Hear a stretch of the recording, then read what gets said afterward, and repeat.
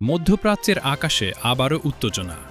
Iran থেকে ছোড়া একের পর এক ক্ষেপণাস্ত্র ও ড্রোন হামলার লক্ষ্যবস্তু হয়েছে কাতার, সংযুক্ত আরব আমিরাত এবং বাহরাইন। পাল্টাপাল্টি এই হামলায় থমকে গেছে উপসাগরীয় অঞ্চলের স্বাভাবিক জীবনযাত্রা। ১. বাহরাইনে ক্ষয়ক্ষতি। সবচেয়ে বেশি ক্ষয়ক্ষতির খবর পাওয়া গেছে বাহরাইন থেকে। দেশটির মাহমির এলাকায় অবস্থিত এটি তেল শোধনাগারে ইরানি ড্রোন হামলায় ভয়াবহ অগ্নিকাণ্ডের সৃষ্টি হয়। বাহরাইন নিউজ এজেন্সির তথ্যমতে এই হামলায় ব্যাপক বস্তুগত ক্ষতি হলেও কোনো প্রাণহানি ঘটেনি।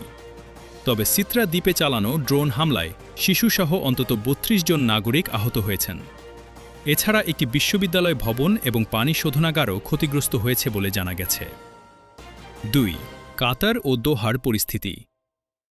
সোমবার ভোরে কাতারের রাজধানী দোহা কেঁপে ওঠে বিকট শব্দের বিস্ফোরণে। স্থানীয় সময় রাত ৩:৩০টার দিকে আকাশ প্রতিরক্ষা ব্যবস্থা সক্রিয় হয়।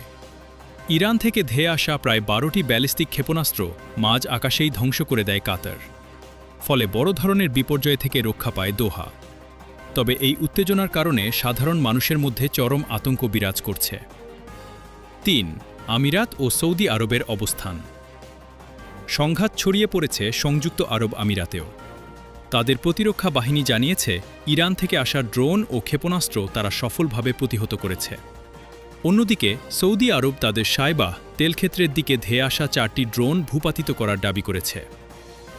৪. এভিয়েশন ও পর্যটন খাতে বিপর্যয়। এই সামরিক অস্থিরতার সরাসরি প্রভাব পড়েছে আকাশপথে। কাতারসহ পার্শ্ববর্তী দেশগুলোর বেসামরিক আকাশসীমা সাময়িকভাবে বন্ধ করে দেওয়া হয়েছে। হাজার হাজার আন্তর্জাতিক যাত্রী এখন বিমানবন্দরে আটকা পড়ে আছেন। অধিকাংশ ফ্লাইট বাতিল বা বিলম্বিত হওয়ায় চরম ভোগান্তিতে পড়েছেন পর্যটক।